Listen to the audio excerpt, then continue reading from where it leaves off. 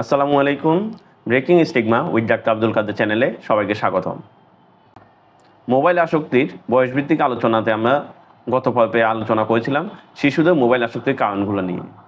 আজকে আমরা জানব কৈশোরে অথবা যে কিশোর বয়সে কিশোর কিশোরীদের মোবাইল আসক্তির গুরুত্বপূর্ণ কারণগুলো কী কী। একটা কথা স্বীকার করতেই হবে, বর্তমান যুগটা সোশ্যাল মিডিয়ার যুগ। ফেসবুক, ইউটিউব, ইনস্টাগ্রাম, টিকটক ইত্যাদি যে সোশ্যাল মিডিয়াগুলোতে আছে, এই সোশ্যাল মিডিয়াগুলোতে অন্যতম গুরুত্বপূর্ণ যে ইনভলভমেন্টটা থাকে সেটা হচ্ছে যে কিশোর কিশোরীদের। আপনাদের যারা মধ্যবয়সী অথবা তার উপরে, তাদেরও ফেসবুক থাকতে পারে, ইউটিউব অ্যাকাউন্ট থাকতে পারে, কিন্তু তারা গুরুত্বপূর্ণ কোনো কাজে ব্যবহার করেন। কিন্তু কিশোর কিশোরীদের ক্ষেত্রে ফেসবুক, ইউটিউব, ইনস্টাগ্রাম, টিকটক ইত্যাদি অ্যাকাউন্টগুলো যে ব্যবহার করে, তারা যতটা না প্রয়োজনে ব্যবহার করে তার থেকে বেশি ব্যবহার করে তাদের আনন্দের জন্য, তারা একটা কমিউনিকেশন বিল্ড আপ করার জন্য। সেটা হতে পারে গুরুত্বপূর্ণ অথবা হচ্ছে যে অপ্রয়োজনীয়। কিশোর কিশোরীদের ফেসবুকিং অথবা মোবাইল আসক্তির অন্যতম গুরুত্বপূর্ণ কারণ হচ্ছে dopamine reward system. Dopamine reward সিস্টেমটা হচ্ছে যে, দেখুন, 15 সেকেন্ড, 30 সেকেন্ড, 20 সেকেন্ড, কখনো 1 মিনিটেরও কম সময়ে আমরা ফেসবুকে, ইউটিউবে শর্টস অথবা রিলসগুলো দেখি। তাদের অ্যালগোরিদম অনুযায়ী এগুলো আমাদের নিউজ ফিডে বেশি বেশি করে শো করা হয়। যখন এগুলো বেশি বেশি করে আসে, আমরা এগুলো দেখতে থাকি এবং অনেক সময় লাগাতার একটার পর একটা আসতে থাকে, আমরা দেখতে থাকি।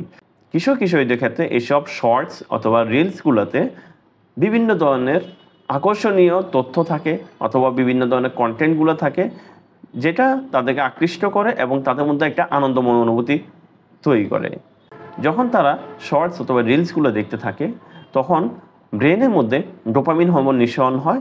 এই ডোপামিন হরমোনটা তাদেরকে একটা আনন্দময় অথবা একটা প্লেজারেবল এক্সপিরিয়েন্স দেয়, যেটা পরবর্তীতে তাকে আরও মোবাইলের প্রতি আকৃষ্ট করে।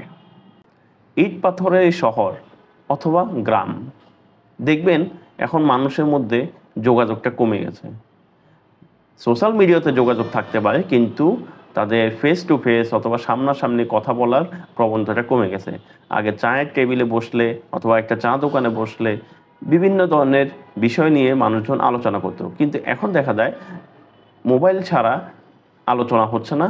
ইভেন যারা চা দোকানে গেছেন অথবা বিভিন্ন ধরনের আড্ডায় গেছেন, তারা কিন্তু বন্ধুদের সার্কেলে থাকলেও মোবাইল নিয়ে ব্যস্ত থাকেন। সামনাসামনি যে ফ্রেন্ডটা আছে, সামনাসামনি যে মানুষটা আছে, তাদের গুরুত্বটা কমে যাচ্ছে, তাদের সাথে আলোচনা করার গুরুত্বটা কমে যাচ্ছে। সবাই যার যার কাজে মোবাইল নিয়ে ব্যস্ত, সবাই হচ্ছে যে স্ক্রলিংয়ে ব্যস্ত। এটার পাশাপাশি যেহেতু সামাজিকভাবে অথবা হচ্ছে সামনাসামনি আমাদের মধ্যে যোগাযোগটা কমে যাচ্ছে, বন্ধুত্ব মাত্রাটা কমে যাচ্ছে অথবা বন্ধুত্বের গভীরতাটা কমে যাচ্ছে, সেক্ষেত্রে দেখা যায় কিশোর কিশোরীদের ক্ষেত্রে একাকিত্বতা, হতাশা তৈরি হয়। যখন আপনার মধ্যে একটা হতাশা তৈরি হয়, আপনি যদি কারোর সাথে এক্সপ্রেস করেন, সে হতাশাটা কিছুটা অংশ আপনার কাছে লাঘব হয় অথবা আপনার মনটা একটু রিল্যাক্স হবে।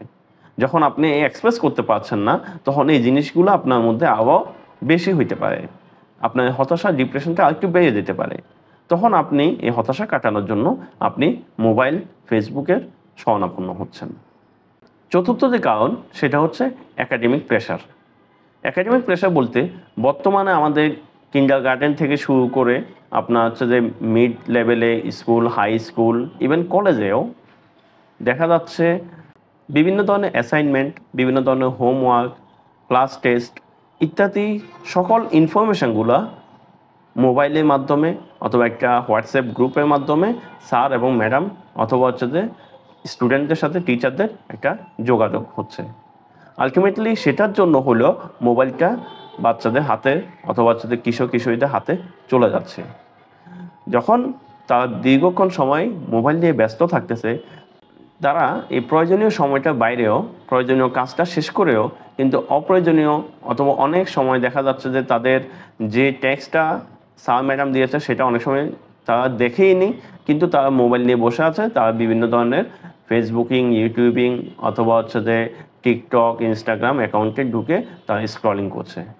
ইয়াং জেনারেশনদের মধ্যে বর্তমানে অনলাইন গেমিংটা খুবই জনপ্রিয়। যেমন আপনার ফ্রি ফায়ার বলেন, পাবজি বলেন, ক্ল্যাশ অফ ক্ল্যান্স বলেন, সবগুলো অনলাইনের মাধ্যমে কারো ফেস চিনে অথবা চিনে না, কেউ এই প্রান্তে কেউ ওই প্রান্তে, সবাই যে যার সাথে অনলাইন গেমিংয়ে ব্যস্ত। সেটা তাদেরকে দেখা যাচ্ছে যে দিনের পর দিন রাতের পর রাত ব্যস্ত রাখছে এবং মোবাইল এডিকশান তৈরি করছে। আজকে আমরা কিশোর কিশোরীদের মোবাইল এডিকশানের বিভিন্ন গুরুত্বপূর্ণ কারণগুলো সম্পর্কে জানলাম। ভবিষ্যতে আমরা মধ্যবয়সী অথবা যারা চাকরিজীবী তাদের ক্ষেত্রে মোবাইল এডিকশান কেন তৈরি হচ্ছে সেটা সম্পর্কে জানব। দেখতে থাকুন, শুনতে থাকুন। Breaking stigma with doctor Abdul Kader চ্যানেলের সাথে থাকুন। মনে রাখবেন, মানসিক রোগ এখন আর বোঝা নয়, সঠিক চিকিৎসায় হয় নিরাময়।